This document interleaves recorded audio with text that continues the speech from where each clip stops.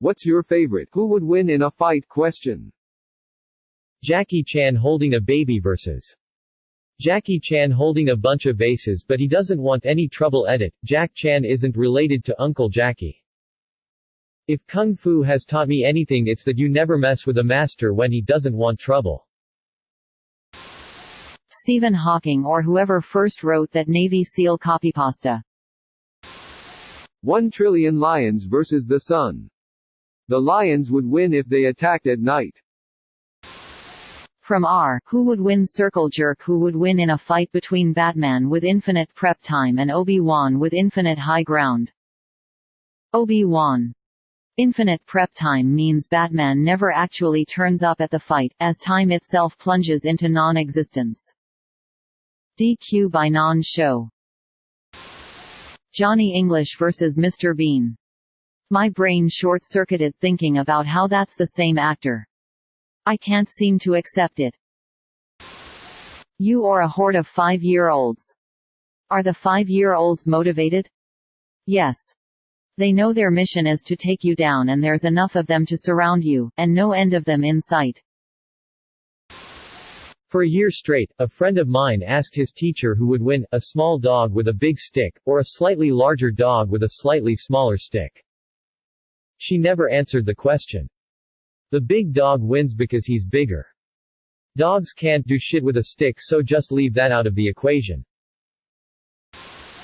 There's this Paul Rudd movie called The Fundamentals of Caring where he becomes the caretaker of a disabled teenager with muscular dystrophy, where he asks, who do you think would win in a fight, me or a bird?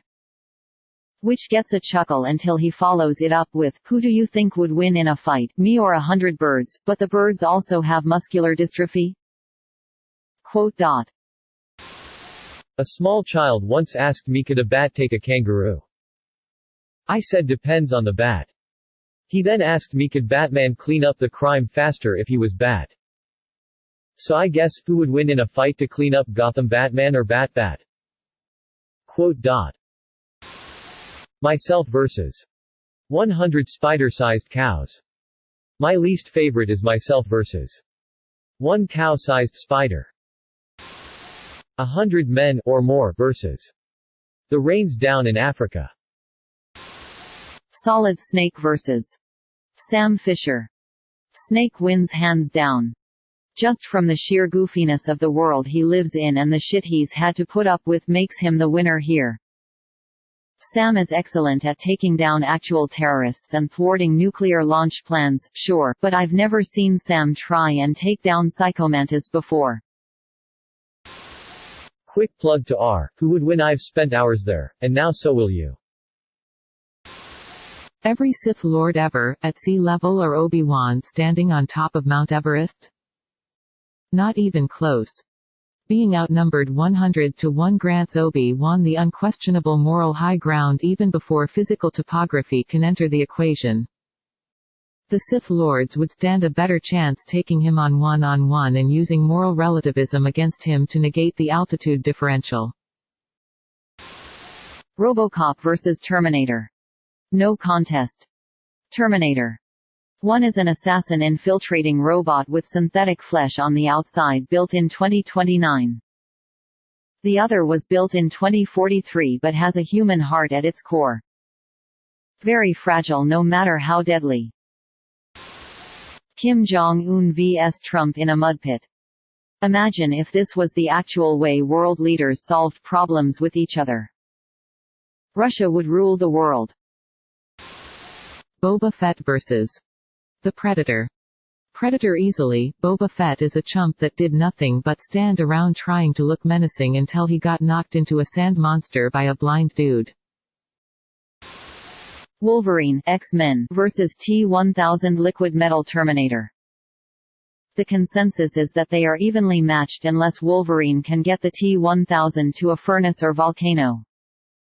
The T-1000 has no real way of hurting Wolverine. Can't decapitate him, going by adamantium being the strongest elements. The T-1000 can't cut through the adamantium spine, so all he can do is go stabby stabby, which Wolverine will instantly heal. It'll probably be a long excruciating fight for Logan, but since he can't die or tire, he'll find a way to eventually freeze or melt the T-1000. T-1000 can just constantly maim Wolverine at the speed he heals at. Blast off some limbs from afar, pin him down, and just don't let the flesh grow back. Can't fight with no muscles. T-1000 never gets tired, never has to stop. Arnold in his prime versus Stallone in his prime. Arnold for sure. As someone mentioned above in the thread, size matters. Aragorn versus Jon Snow. I'm going Aragorn. I'd go with Aragorn. He has the same semi-divine, special, whatever parentage as Jon Snow, so roughly the same level of plot armor, but also like 70 to 80 years more in experience. So yeah, emo, Aragorn wins all things considered. 1 Michael Cera-sized chickens or 100 chicken-sized Michael Cheras. Okay, I don't know if this is a really good one, but I've been debating this with my brother and sister forever and I need more opinions. They claim that Batman would beat Spider-Man, but I think there's no way. What do you think? The Borg versus the Zerg. Underappreciated comment and the first one to really be unclear for me. I think it depends on the constraints of Borg shields, as they weren't able to stop bullets in first contact. Otherwise you have constantly changing defenses and the knowledge of a crap ton of alien species, versus an unstoppable wave of death that is constantly adapting to their enemies and environment. Not to mention if the Queen of Blades was there, or if they've got Primal Zerg in the mix. UK versus France. Again? Shark with bare hands versus bear with shark hands. The Flash versus anyone. There are a few heroes that could beat him, but not many. Quicksilver. Then it depends on the universe and version of Quicksilver. Without the Speed Force, Flash loses every time. With it, he beats comic Quicksilver, who only goes a couple times faster than sound. But Flash versus movie Quicksilver, who moves faster than light. I don't really know.